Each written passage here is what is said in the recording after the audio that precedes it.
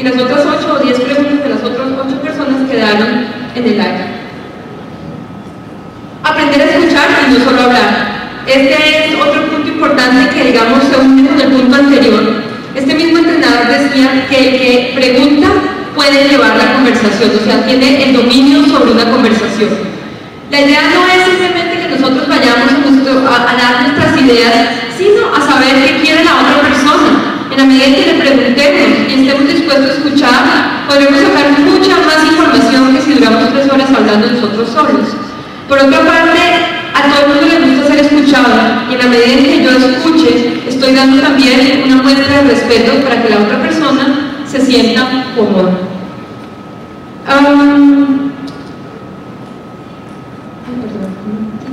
Bueno, antes, aprender a escuchar, no solo hablar. Finalmente, este punto no está, se me olvidó ponerlo, pero lo quiero recalcar, es el uso de intérpretes. En el momento en que, en la medida que la persona no habla el idioma o no lo domina, no se siente segura, en una comunicación intercultural es importante tener a un traductor o a un intérprete. Un intérprete no es solamente un traductor simultáneo que esté diciendo palabra por palabra lo que la otra persona está diciendo, sino está siendo de interlocutor entre las dos. ¿Entiende? Una cultura y la otra, habla un idioma y el otro, y está creando una relación entre las dos personas. Así no está traduciendo cada palabra textualmente. Bueno, esto es básicamente las estrategias. Ahora, finalmente, como conclusión general, todo lo que les he contado hoy, preparé de nuevo este diagrama en el que hablo de la actitud abierta. En la medida en que nosotros tengamos una actitud abierta, podremos tener una conciencia de nuestra cultura y de culturas foráneas. En la medida que tengamos esta conciencia, podremos tener un conocimiento mayor social y cultural de nuestra cultura y otras culturas, y esto nos da la posibilidad de tener una competencia intercultural, la cual influye en que cada vez tengamos una actitud más abierta. Por lo tanto, yo los invito a que, pues no sé, nos pongamos a pensar en todo lo que les he dicho. Yo considero que cualquier persona tiene la posibilidad de crear o de tener estas competencias interculturales y, no sé, demostrar de esa forma un mayor entendimiento partiendo de su propia cultura y de otras culturas con las que futuramente vaya a negociar. Muchas gracias entonces por su atención.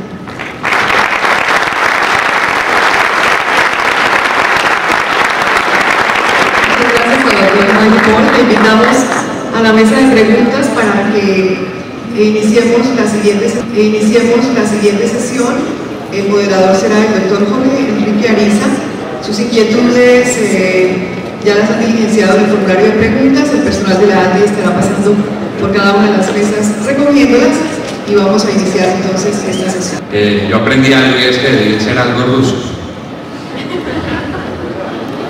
Bueno, la primera pregunta, ¿cómo se puede validar un proceso de comunicación al interior de una organización con el objeto de que éste sea efectivo? Bueno, yo creo que se habla también en el marco de la comunicación intercultural de culturas de negociación, no solo latinoamericanas, sino de empresas. Se habla, por ejemplo, de una cultura de comunicación o de cultura de negociación de Siemens, por decir algo. Entonces, yo creo que la comunicación, como se maneje dentro de una empresa, hace parte también de su, digamos, organización interna y del tipo de management que se utilice dentro de la empresa. Esto crea identidad, ¿no? Y le da una diferenciación de la medida cómo se maneja la comunicación interna, de cómo esta empresa comunica afuera y cómo trabaja con otras empresas que tienen su propia cultura de comunicación. Muchas gracias. Otra pregunta. ¿Existen subculturas en nuestro país y en estas diferencias marcadas que afecten o incidan en un proceso de negociación? Sí, por supuesto. O sea, nosotros lo conocemos, podemos hablar de una cultura de negociación en la costa, una cultura de negociación en Medellín, en Bogotá. Por supuesto, en la medida en que las personas en cuestión que hayan tenido más experiencia de negociaciones pues van a tratar, o sea, va a haber menos problemas, porque la experiencia permite que se abran las fronteras. Pero nosotros hemos visto de todas formas que a veces también hay, digamos, inconsistencias y malentendidos entre bogotanos y gente de la costa, caleños y gente de Medellín, porque también existe un nacionalismo, ¿no? Que hace que haya cierto tipo de roces, que es una cosa más allá de los negocios, es una cosa personal que hay que tratar de sacar de plano y concentrarse más en los negocios y en la comunicación como tal, dejando, digamos, estos estereotipos de lado, es que los costeños no cumplen, es que los bogotanos siempre tratan de sacar ventaja, etc. Bueno, en eso estamos aquí terminando. Hay una duda que yo siempre he tenido, es cómo se puede romper el estereotipo que pueda tener de uno como colombiano. O sea, yo me siento a negociar con alguien y de pronto yo rompo mis estereotipos, pero la otra persona no lo rompe. ¿Cómo puede uno romper esa parte? Yo les di el ejemplo de llegar temprano. Y es en serio, con el llegar temprano es una cosa muy sencilla, pero estoy rompiendo el otro esquema de hasta estos colombianos siempre quién sabe que los llegan. En una feria, nosotros por ejemplo teníamos una comisión y la gente casi me mata porque yo les dije, si me muero la pena, se levantan a las 7 de la mañana y llegamos 10 minutos antes, llegamos antes que los alemanes.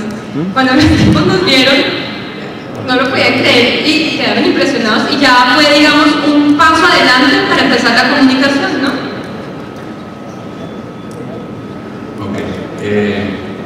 Otra pregunta del grupo. La mayoría de las negociaciones en Latinoamérica con otras culturas se hace por teléfono o email. ¿Cómo analiza esto a la luz de toda la teoría? Bueno, en este momento también se está hablando de las teleconferencias, que cada vez son más importantes, ¿no? Estamos en la era de las comunicaciones, por lo tanto yo creo que cada vez esto va a tener más influencia, porque se ha demostrado que la mejor forma de hacer negocios no es por teléfono, sino conociendo a mi contraparte. Si la gente no puede viajar, pues se hace, digamos, las conferencias pues, filmadas, ¿no? De todas formas, todos los que les conté, digamos, de la posición del cuerpo, etcétera, en la voz de la otra persona, eso no lo habla tan directamente, pero se puede determinar también ciertos factores, o en la forma de escribir, en la forma de comportarse en las negociaciones. Y tarde o temprano, uno termina conociendo su contraparte, ¿no? Aquí hay una pregunta que yo creo que requiere algo de explicación de tu parte también. ¿Considera conveniente que en las negociaciones interculturales se aplique la programación neurolingüística? ¿Eso podría facilitar el acuerdo? Yo le pregunto porque no sé qué es programación neurolingüística. Yo la verdad tampoco.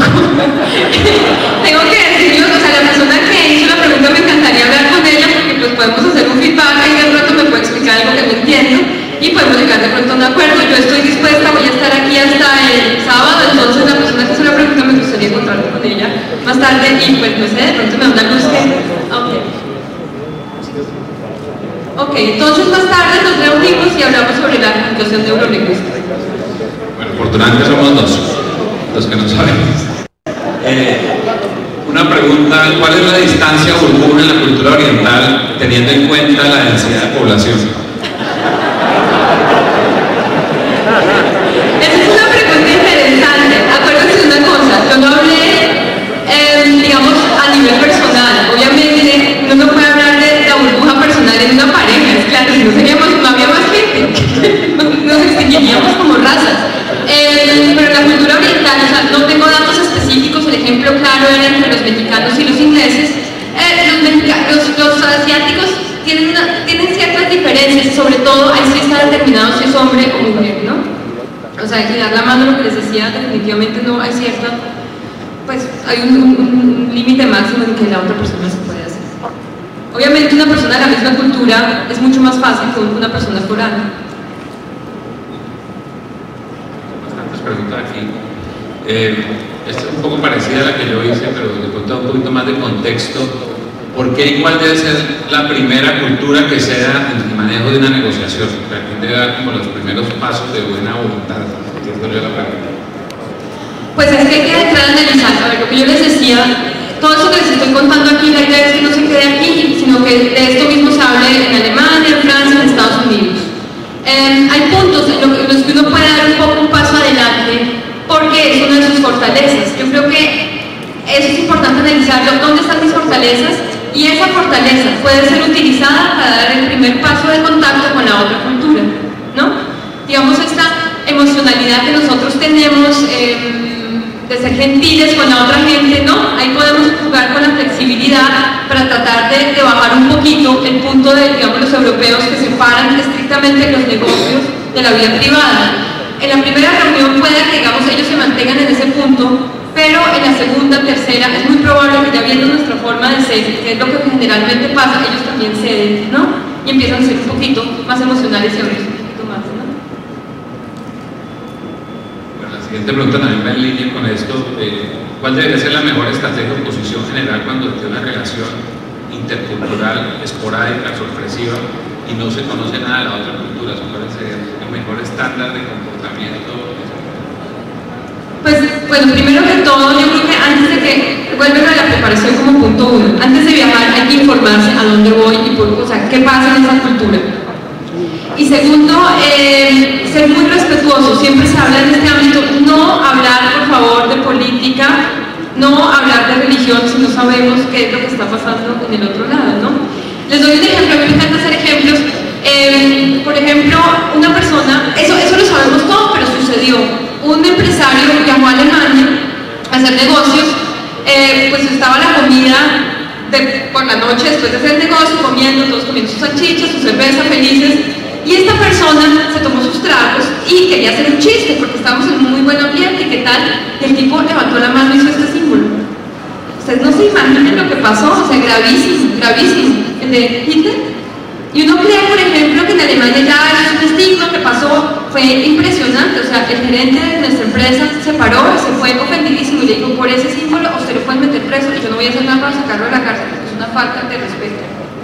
Entonces, pilas, o sea, todo lo que tenga que ver con política, religión o historia, si no la conocemos, es mejor dejar ese punto de lado, ¿no? Porque puede crear conflictos ya no solo interculturales, sino personales.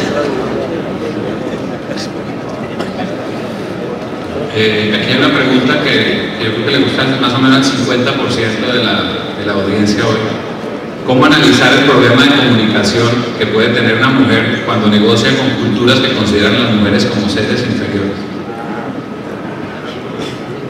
Es una pregunta súper interesante. Yo creo que, a ver, mi experiencia hasta ahora es la siguiente. Hay culturas que consideran a las mujeres inferiores, por decir algo, las culturas árabes. De todas formas, yo fui muy predispuesta cuando estuve en Dubái, y dije, no, pues nadie me va a hablar, nadie me va a dar la mano, nadie me va a mirar a los ojos. Pero ahí hay una ventaja y es la siguiente. Esta gente es muy extrema con respecto a las mujeres de su propia cultura. Pero las mujeres que vienen de otra cultura son tratadas un poquito diferentes, siempre y cuando uno respete los parámetros, ¿no?, que están dados. Yo no estoy de acuerdo que las mujeres anden con el velo, no estoy de acuerdo que los hombres no me miren a la cara, ¿no? Pero hay que respetarlo en ese contexto. Por ejemplo, en Dubái es absolutamente increíble que uno como mujer ande en minifalda o ¿no?, con mangas sisas. Entonces uno se adapta a esas condiciones, no nos mira a los ojos, tiene cierto respeto, y en la medida que uno demuestra respeto y ellos quieren hacer negocios con usted, pues lo va a hacer así si usted es una mujer, ¿no? Ok, yo creo que ya hay suficientes preguntas, muchas gracias. Aquí hay una última que hace alguien, creo que es un bromista, está, como le dije ayer a nuestro conferencista inicial de Bolivia, que se venía a dar la charla de puertos, creo que fue una broma pesada. Bueno, doctora, muchísimas gracias. Yo creo que merece un aplauso.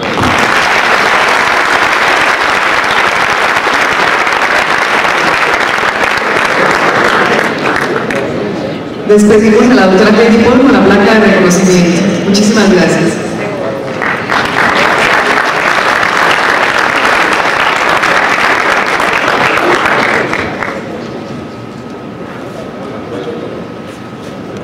La siguiente